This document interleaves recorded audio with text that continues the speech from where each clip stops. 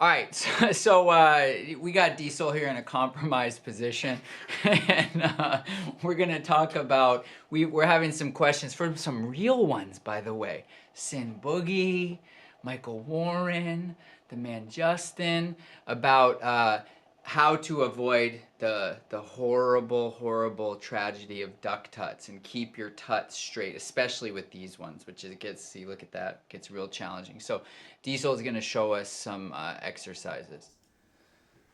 Yeah, so there's a few ways to approach this, but like both, I would say the two things you want to incorporate is passive stretching and active stretching. Passive being like just using the force of an external object to actually explore the increase the range of motion.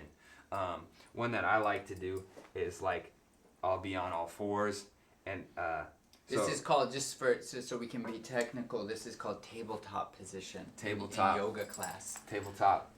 So for here, like the thing is like you can, when I say like the key to actually gaining mobility and a lot of this stuff is just kind of getting obsessed with exploring that part of your body. So with the forearms, shoulders, like getting the rotation, and also so like my elbow, the pit of my elbow is facing straight this way, As opposed to? and as opposed to just being anywhere else. This Okay. one is almost always face straight out. But for example, I'm just gonna rock back and forth, but I'm actually pushing into the ground and I'm spreading my fingers. Are you pushing on your wrist? Are you pushing on your fingers? On your I would say that knuckles? I'm actually trying to open this capsule, so like The wrist. I'm pushing more onto the ball, like the ball of my palm. The ball of your palm. Yeah. Okay. That's So closer to the wrist joint than to the fingers. Well, yeah, I'm rocking back into the fingers, so I'm rocking And back. allowing the wrist to come off the ground as you rock. Yep. Okay. And so from here, like for example, I can go. This is probably about as far as I can go. That's impressive. And so what's happening now is this is just lengthening it, but it's not actually giving me the strength to hold that position without using the floor. Wait, that's a really important thing he just said, and I feel like one of the least both understood and appreciated parts of especially these angles. Like this is obviously much easier than these, and so much of what it means to be able to do these is actually having strength in your forearm muscles to actually pull the hand back. It's like, I think at some level we're more accustomed to that with the foot, the idea of pointing the foot versus flexing the toes. There's a real strength component in this in addition to mobility. And I think in general, I don't know if you want to expand on this at all, I think one of the lesser understood things right now about mobility is oftentimes your body won't let you go into something because it knows you don't have the strength to maintain it. And so your body would be compromised and destabilized if it allowed you to go into that position. And so strengthening things actually is the thing that gets you more flexible. Yeah, that makes sense. So with this one, the opening up this way, like, and what you're talking about, you actually developing the strength in the top of your forearm to pull back your hand. What I would do after doing this one, I would stretch it the other way as well. Now, I would say this isn't 100% scientific proven. This is just the way that I did it. But we do, just to back it up, this is in my yoga classes, my hot yoga classes, this is both these stretches, exactly how he's doing them, or is a core component of them. Oh, okay. That's dope. All right. Yeah, right, exactly. Right, exactly. So for this one, same thing, just now on the top of your hands and just rock back. And how about the elbow positioning? The elbow, I'm keeping the elbow out, forward. right? Yeah, I'm keeping the elbow rotated forward. So don't let them come out. No, don't collapse in any way. So really trying to stretch the top of my forearm here, the back of my wrist. And where are you feeling this? Just so people, obviously you may feel it in a different place than he does, but Yeah. just so people have a sense. So for me, I'm feeling it in the top of the forearm here, mainly, and also just in the wrist joint. Yeah, in and general. I'm feeling it in the wrist joint, almost all the way up to the first knuckle, primarily. So also, like, pay attention to your thumb too. Like, to put your thumb on top of your hand is actually easier than actually spreading out your hand. So that's part of your progression too. So you could put your thumb on top of your hand to make it a little easier. But so for example, if I let my shoulders come up, like, I'm actually not increasing the angle very much, right? My arms are kind of same. So I want to keep my lats engaged, and when I rock back, I'm keeping my torso one piece and allowing that motion to stretch. So from there, like, you're gonna feel a lot of, I mean, I still feel pain when I do that. So just like be really gentle and allowing your wrist to kind of come back to homeostasis in a way. Yeah, what we do in yoga class, for what it's worth, is you, with this one, you go like this, you then go like rotate in both directions, and then I don't know exactly why they do this, I don't know if it's like voodoo or something, but then you slap to kind of like get it out. My intuition is to come in, clench, and let out. Okay, that's cool. And that kind of just gets the blood circulating, Yeah. I would think. But also, it kind of, for me, it's kind of like, yeah, not so much. This feels like a little grindy, like kind of grinding the joint. Sure. Okay. This feels a little more just like feeling back in my fingers and Yeah. So also another one that I like to do is for the bicep, like stretching the bicep and the delt. So I'll actually switch positions to the back, and from here, like, I can press here, but like I'll slowly start to go back, and this is more for the shoulders than it is for the wrist, but I try and keep my chest up, my head aligned with my spine, and this kind of opens up the shoulder joint and stretches the bicep. And see, I feel this very much in my shoulder blade. Yeah? In your shoulder blade? Yeah, I can feel that too. But this one for me is like just kind of like rock side to side too. You can kind of explore. A lot of this stuff is just exploring your range of motion. And so you can kind of collapse. Like, I don't really believe like in the proper alignment. Like, I can collapse like this and explore the spinal mobility too, and then like slowly start to raise my chest up, maybe bring my head back, and you can kind of feel it in your clavicle now and in the very top and front of your delts. And so then like slowly start to work your way back up. Yeah. And so this one, like, if you want to sit this direction too, which can also engage your abs, because a lot of people can't sit in this position, but yeah, I have a lot of difficulty. yeah, this one gets kind of hard to sit for a while, but like pressing out, same thing.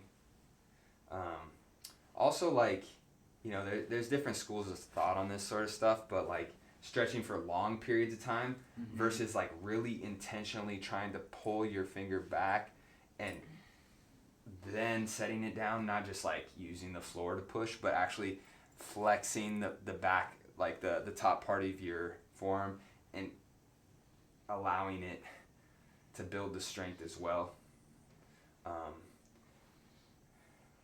And just work both sides, you know, like if you just try and work the one side, it's gonna, for me, like intuitively it gets like kind of crowded on one side. So just kind of try and be symmetrical. Now I would say like using your own, I like this position a lot too, because I struggle with this one a lot, is I was talking about it earlier, but this position to like get this flat is kind of hard. You feel a lot of stretch in your forearm here, kind of like torquing, but I like to kind of play with that, push in, then switch. And you'll feel your hand want to do this, but flatten it out. And I think in general, would you agree with this, that it's going to be with your arm, it's usually your so I'm left-handed, it's usually your dominant arm that's tighter. And your non-dominant that's weaker but more mobile. Yeah? Or maybe not necessarily? My less dominant hand is actually stronger. Really? Yeah, I can lift more weight with my left, which is strange. I don't know. This one is more has more dexterity for sure and more coordination. Okay. This one is definitely stronger. But yeah, also like doing stuff like this, like getting this kind of flat position is very difficult too. You'll feel there's a lot of rotator cuff. Do you have any guidance around like pelvis position? Yeah. This one you want to compensate a lot by arching your back by hitting this position. Yeah. You're not your pelvis though, right? Do you want to? Yeah. I mean, like for me, when I say arch my back, I mean like my butt kind of perks out, my chest lifts up when I try and hit this. But try and keep your pelvis tucked and rotate out, and you'll hit a wall, you know, and that's where you're at. I mean, some people are here, some people are here. If you can get it all the way flat, like this is a workout for me to hold this. Yeah.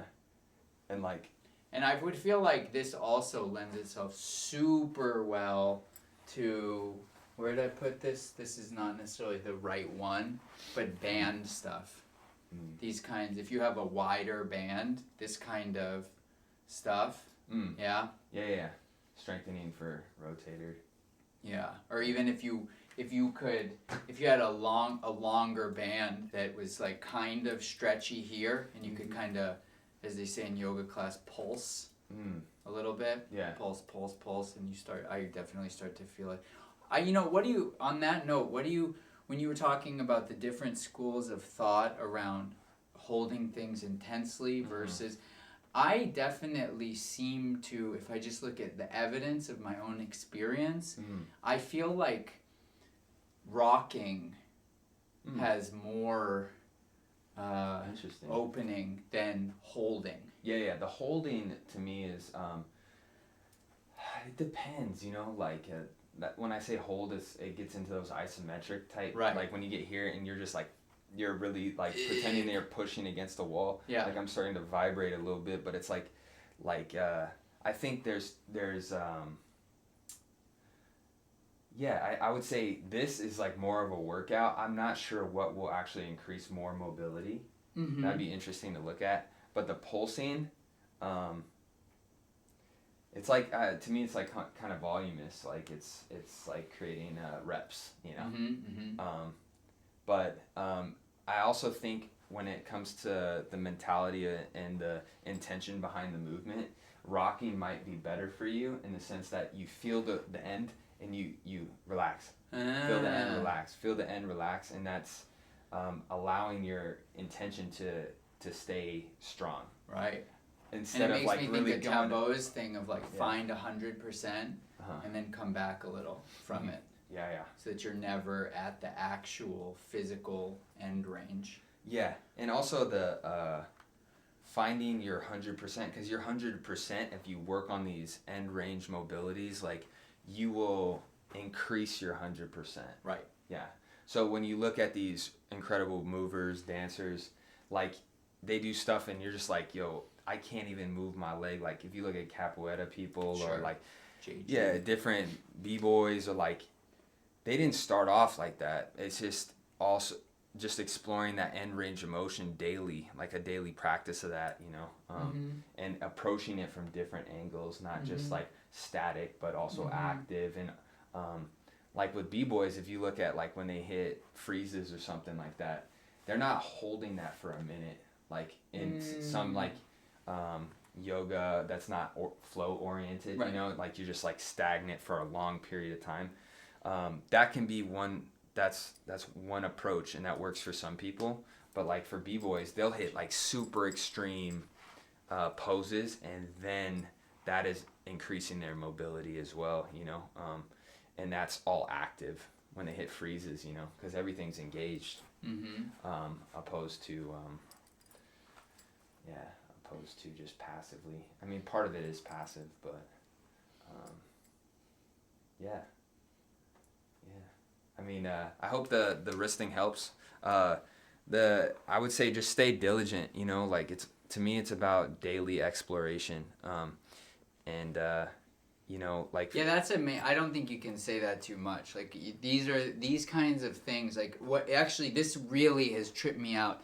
I've had two experiences like this in the past 2 weeks. One is that there's a dude in my yoga classes who's full splits, every direction, oh wow, da da da, and he's every time I go there, he's there. And I talked to him in the locker room one day, and he was basically like, "Yeah, if I don't do this for one day, it goes away." Yeah. And then I was at a Christmas party, and I randomly met. I just started talking to these people, and the girl I was talking to turned out to be Poppin' Pete's goddaughter, and they were at the Dexterity Dance League event where that dude, the British dude, I think his name is Crow. I can't remember. He's got like a flat top. He's not British, no. Well, there's a British dude. I can't remember. He's a black dude who's a contortionist. Oh, you're talking about Junior? Bonetics. Bonetics, thank you. Yes, Bonetics. Yeah. And so they were there, and they were talking to Bonetics, and they're like, "Can I just ask you, like, were you just like born like this?" He's like, no, I have to do this every day. Yeah. I have a whole thing I go through, it's regimen, or I lose it. So a thing that another one of these things has taken me a really long time to take in is that like, you never get to stop with this stuff. The minute you stop, you start falling off, and that's just like the reality of life. So structuring your whole life in such a way that this stuff becomes part of your day, like part of your daily experience of being in your body, is actually like mandatory to continue to develop. Yeah. And for, you know, a lot of the people that struggle with their wrist, they usually come to me, like whether it's workshops or the Los Angeles sessions I have, and it's only that time that they stretch their wrist when they come see me, you know, or when I have a workshop, you know. It's not part of their daily routine. So that's kind of like why I talk about obsession too, is that like just get used to exploring that joint and make it enjoyable. It's going to be painful, but like you're going to see progress. There's no doubt about it. So yeah, and it may take I think it may take a few months, you know, to see much of anything, but realistically it takes time. Yeah, in the scheme of your life, you know, if something takes like 4 years for you to get there, like that's actually not that much, you know, if you can have that experience for the rest of your life. When you're young, 4 years seems like forever. Exactly. Yeah. Totally. Actually, that could actually be one of the benefits of getting older now, is that I can see all these things where it's like, oh, bro, time was just passing. Like, 4 years is nothing. Yeah, like it just there it went. Yeah. So it's like that's why habits are so crucial, because if your up. default is just like I drink a green juice, or your default is I go freestyle in the park, like, you know, you see somebody 2 years later that like wasn't doing that, and so you didn't see them for some reason, and you like practice with them and you realize like, oh shit, they're like, damn dude, you're so good, and you're like, oh, I remember when you used to, like, we used to be more near the same level, right? And I've had that happen in both directions, where I see somebody, I'm like, oh my God, you're like so much better than me now. Or like, oh, you used to be better. And it's like, it's not that's the thing, man. It's not rocket science, you know? It's like you do it or you don't do it. Yeah. And there's nothing against not doing it. Sure. There's nothing against Because everything you being do obsessed is, with it. Yeah. Everything you do is the thing you're not doing. Yeah. So just play with it, man. The body's an interesting thing. You'll start to discover the more you do this, the more you can actually zero in on what is inhibiting you and what you can work on. So, bam. Yeah. All right, that was a good one. Enjoy. Peace.